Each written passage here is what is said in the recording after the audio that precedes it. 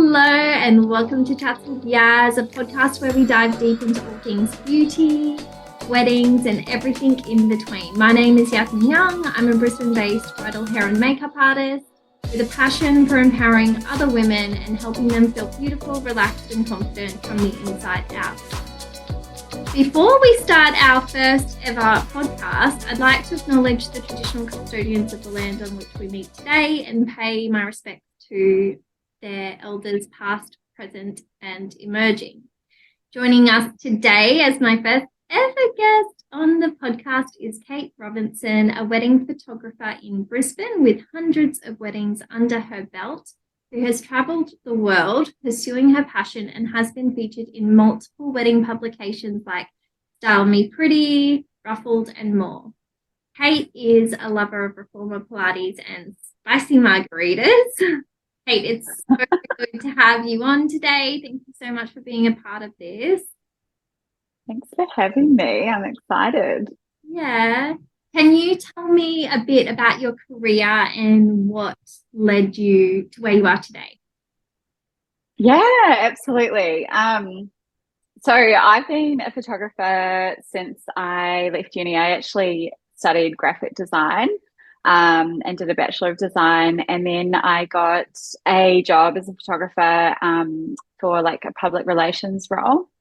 And that's kind of how I learnt the skill and technique of photography. But it wasn't until I got a job with a wedding photographer that I was like, oh my gosh, this is amazing. I can't believe people get paid to do this. I was just like, the first wedding, I can still remember it. It was just so, I just had like goosebumps all day. Like every moment, I was just like, I guess I'm a romantic at heart, and I just loved every moment capturing that day. And I just knew that this was like the path for me. So you can probably tell by my accent, I'm from New Zealand originally. And yeah, so that was in Auckland, and I started my business there. And then we moved to Melbourne like 3 years later. And I started my business there whilst also going back to New Zealand to shoot lots of weddings. Like in the summer, I'd spend like 3 months at a time back in New Zealand while building up my business in Melbourne. And then we moved. So my husband's a scientist, and he has different job opportunities around the world. So he got one in Salt Lake City, Utah, which is very random. But we lived there for how long? 2 years. And then I had my first daughter, or my first child, my daughter Ava, in America. So I wasn't really working for a little bit. And then we moved to Brisbane in 2017, and that's where we still are. And yeah, so I had a second baby in 2017, Tom. And then in 2018, I probably really started to like knuckle down and doing my business here. So I've basically started my business 3 different times in 3 different states and countries. So yeah, but no, I'm still absolutely loving it. And yeah, it's going really well in Brisbane now after all the pandemic and everything. But yeah, I'm loving where I'm at. Yeah, my goodness. That would have been such a challenge going to all the different places. Are the weddings really different in different parts of the world? Like, do you find that your photography style kind of has to change because of that, or? Not my style, but yeah, I think so. It just depends. I mean, Melbourne is definitely a bigger city, obviously, than Brisbane, but I don't know, like I still approach every wedding the same. And yeah, no, I love shooting in different areas. Yeah. Just brings a lot of variety. So, but yeah, I do love a wedding in Brizzy. And so Yeah. when, like leaving the reception, it's like 20 minutes to get home. So that's perfect. Yeah, that's so good. That's amazing. So, you spoke a little bit about your family and also about the first wedding you ever went to. So I can't remember the wedding I went to, but I still get goosebumps on every single wedding. So I know what you mean. And when Yeah. about it, I was like, ooh, like it's happening to me. Yeah. It's just such a special thing to be a part of. And I feel like anyone who sticks it out in this industry has to have a passion for weddings and usually is a romantic at heart. So I guess that leads me into my next question about what inspires you. Like, why specifically wedding? Yeah. As I mentioned, I just knew from that very first wedding that I did, that it was for me. And I don't know, I guess my style and the way I approach a wedding is very much like in a, like, I guess for my style with editing and how I shoot is just very natural. So I really focus on just making the images as timeless as I can. So I'm not going to get you to do any crazy like posing or anything like that, but I'll just give directions on, you know, what to do, like hug, walk, you know, like just things that you would normally do, just to keep it really, really natural. And I really focus on my style being very classic and timeless. No crazy filters or editing or anything that you're going to look back on and be like, wow, that was 2023. You know, so I just think, yeah, there's a lot of that around at the moment, which is great, but I just really focus on being like very, very classic editing and, you know, minimal, like I don't really do poses. It's just more about capturing the essence of the couple naturally, how they would be, and getting them back to the party ASAP, because it's my kind of personal belief that the wedding day should not be a photo shoot. It's not about the photo shoot. It's about spending, you know, that time with your family and friends and them celebrating your love. So that's one of my big things is I don't like to take the bride and groom or the couple away from everyone for hours on end at all. But still getting those photos and giving you enough direction and then producing something that's very classic and that will be timeless at the end of the day as well. Yeah, because I don't know, like, I feel like someone in your family always has a family wall of photos, right? I know at my mother-in-law's house, a family wall of everyone's wedding photography. So, like, me and my husband are there with his brothers and sisters and even Paul and June, my in-laws, and you can definitely tell the difference between, you know, everyone got married. But yeah, generally the more like natural it looks, it seems to date better, right? Yeah, absolutely. And I just think like I said something on my stories the other day about like the importance of hiring a professional, and one of my friends who's also a photographer was like, oh, but isn't it about, you know, capturing the memory at the end of the day? Like it doesn't matter what you shoot it on or what style. But I was kind of more like talking about it's important to hire a professional so they have professional gear and they're not going to like accidentally delete a card or you know that kind of thing. So yeah. Anyway, that would stress. Like I could never be a wedding photographer for that reason. Like no, I can't imagine the pressure of having to make sure everything's backed up, so you're not losing. Yeah, but that's just part of being a professional, I think, as well. Yeah. So I don't really. I've got systems in place to make sure that's never going to happen. So yeah, I don't really think about it. But yeah. So anyway, but a newbie, yeah.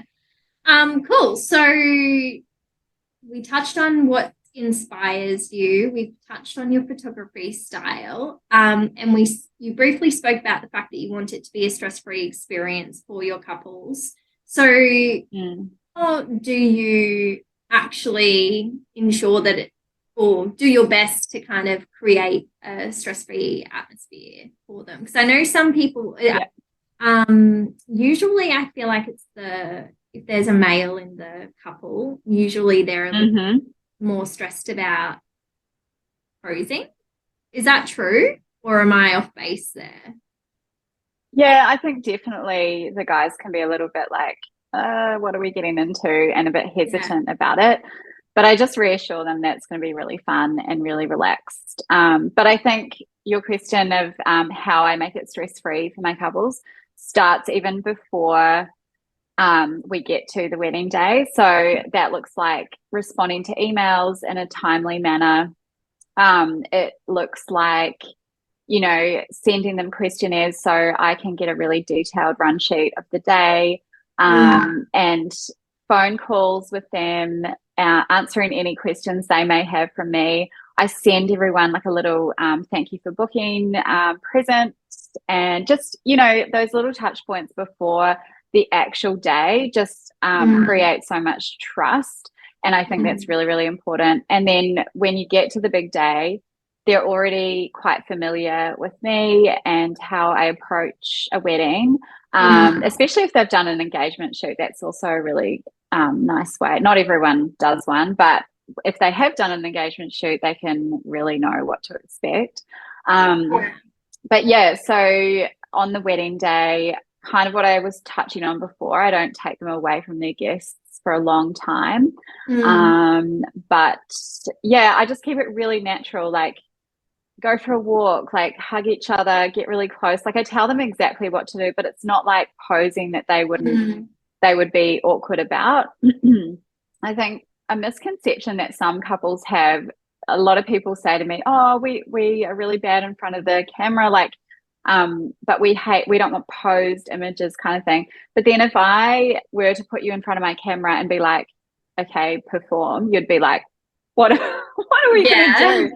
So it's very intimidating unless you're a professional model, which my couples aren't usually. So I always give them something to do together. And even if it's something like tell each other the best moment of the day so far, you know, just little things that they can do together, that's going to produce those natural images. And I know, like, I have a sort of, you know, a list in my head of every group and combination that I need in terms of bridal party and things. One of the bride by herself, the groom by himself, one with each bridesmaid, you know, that kind of thing. But when it comes to like the bride and groom photos, just really focus on doing things that they would naturally already do together to produce those like natural images. Yeah.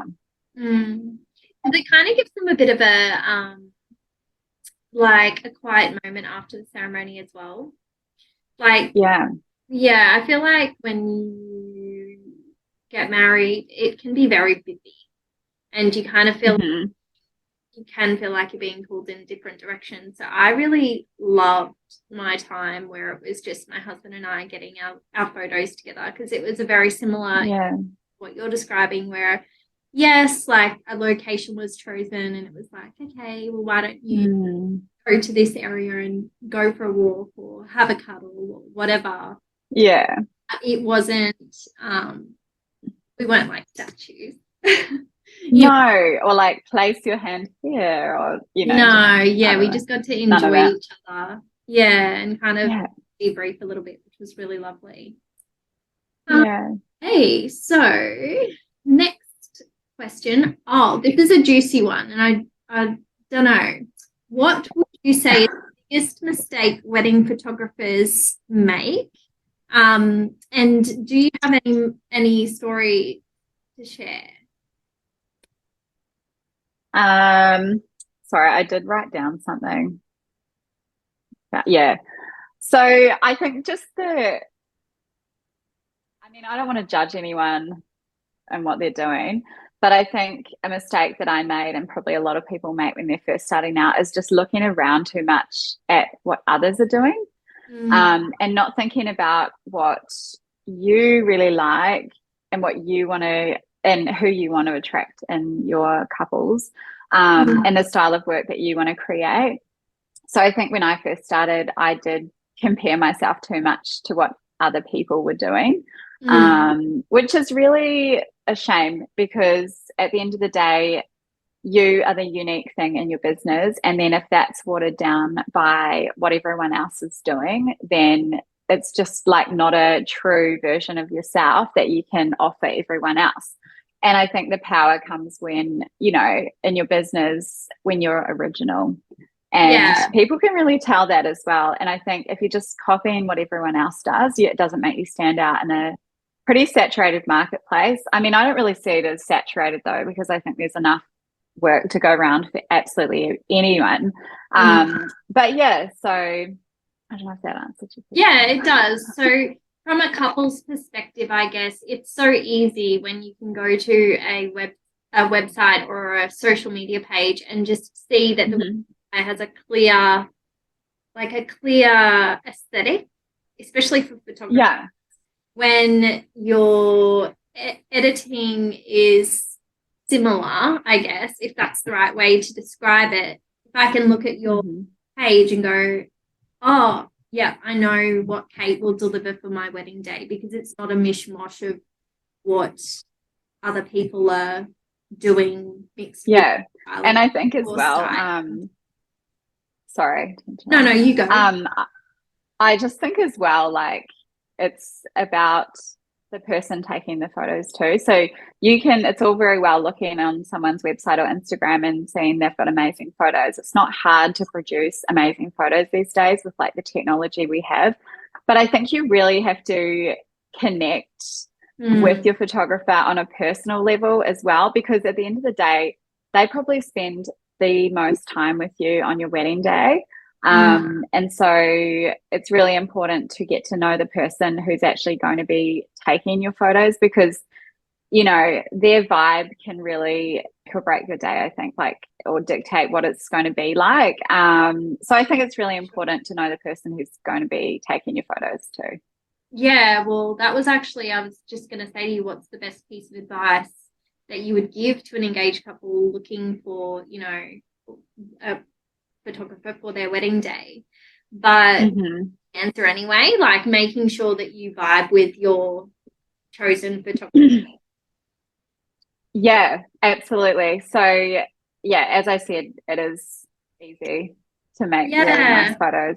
And that's not, like, obviously you can fall in love with somebody's work, but I think that's only part of it, because it is really important, as I said, to make sure that you know the person and you get a good vibe from them behind taking the photos. So I think it's really, like, important to have a phone call with your photographer or videographer and just make sure that you're on the same page and make sure that they're a good fit for you in terms of, like, how they approach a wedding day and personality wise. Because yeah, as I said, you spend so much time with them on a wedding day.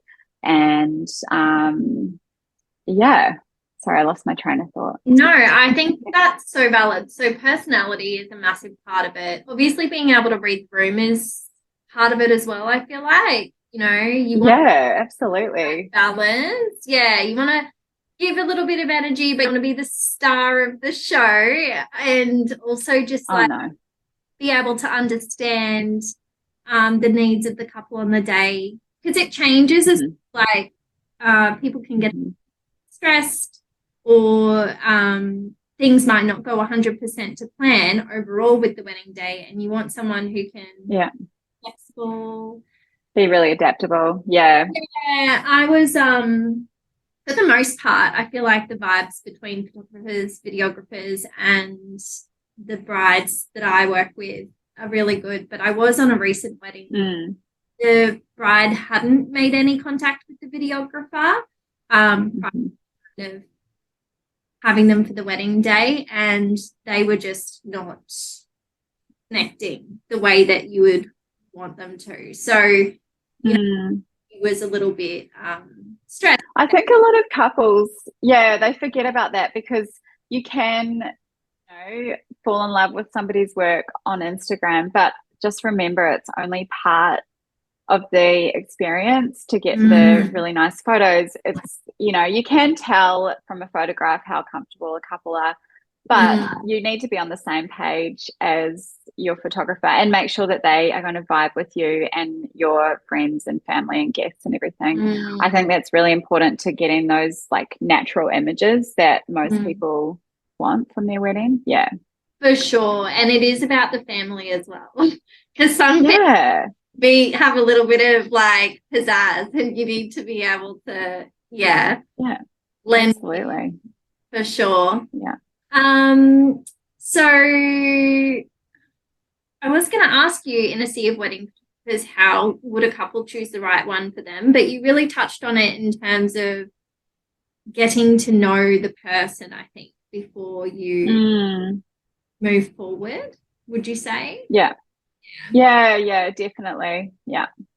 And are there any hero shots that you like to get at a wedding? And kind of like, do you, I guess at particular venues, you probably have more experience with those venues, so you know where you want to shoot and that kind of thing. Like when a bride's planning her wedding, I know from experience, I was on Pinterest, right? And I was going, okay, these are the photos that I want, not knowing that would just be able to guide me 100%.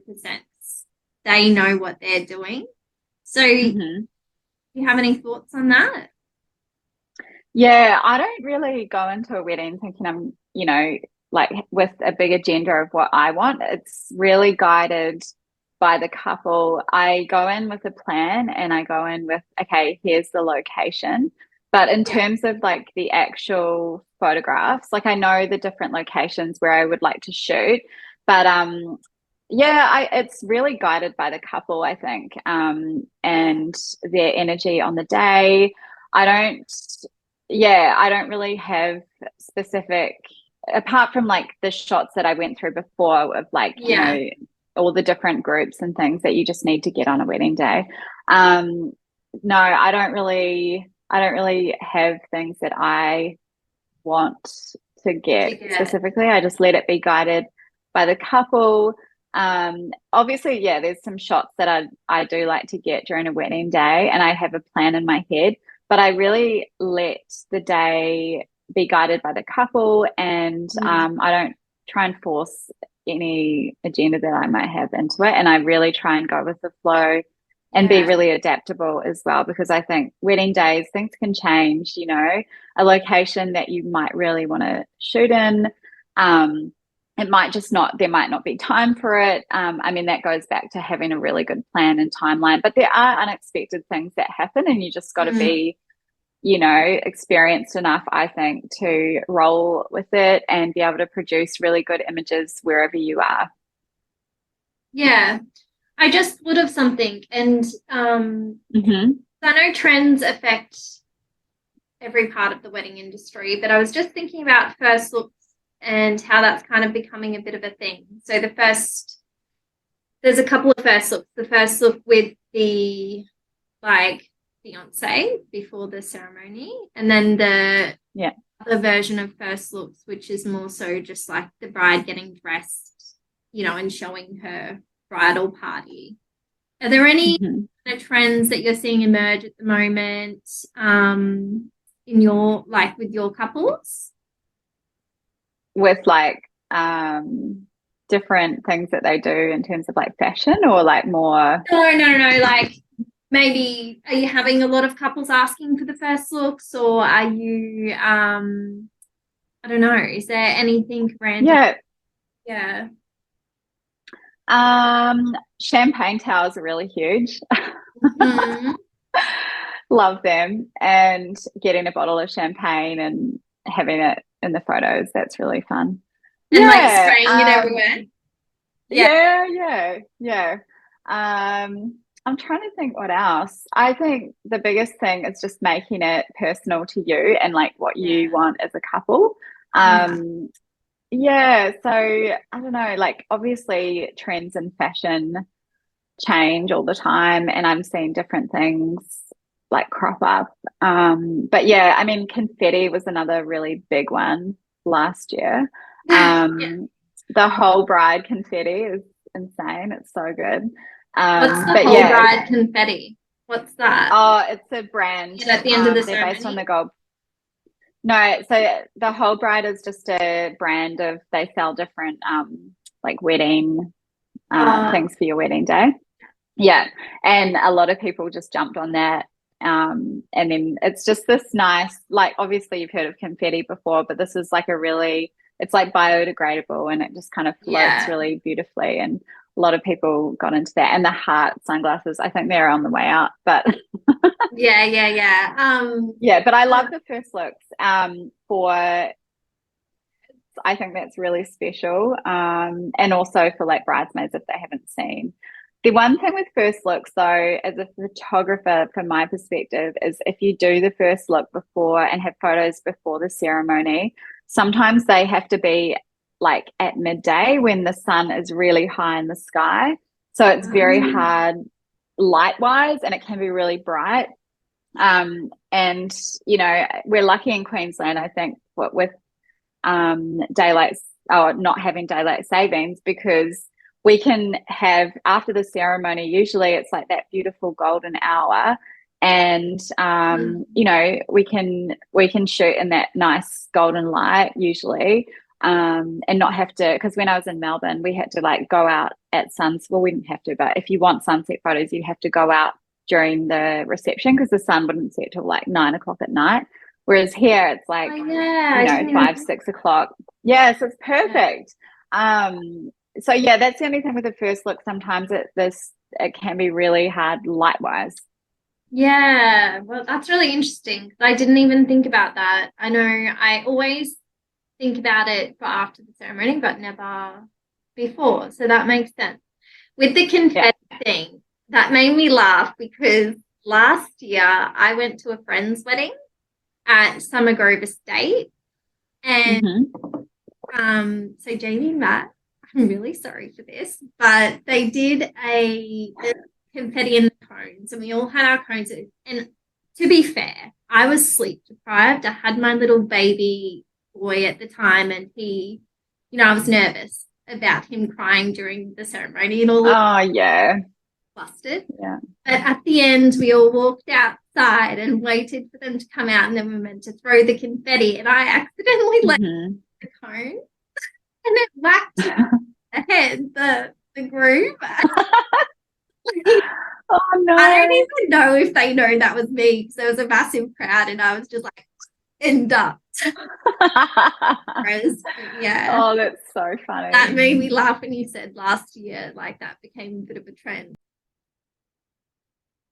So, are there any words of wisdom you'd like to share with the couples who might be listening today about their wedding planning journey or how to choose a wedding photographer? Any last words that you want to leave us with? Yeah, I'd say don't get too caught up or overwhelmed if you can, and just try and spend time together. Make sure you go on date night every now and then and try not to talk about the wedding 24/7. It can be really overwhelming because there's a lot of, visual inspiration out there. But yeah, just try and go with your gut on who to book and be, sort of just trust your vendors that you have chosen and try not to get too overwhelmed, whether that's, unfollowing a few people on Mm-hmm. Instagram or just protecting your energy in that way. Like, try not to let it overtake every conversation you have with your partner. I think that's really important.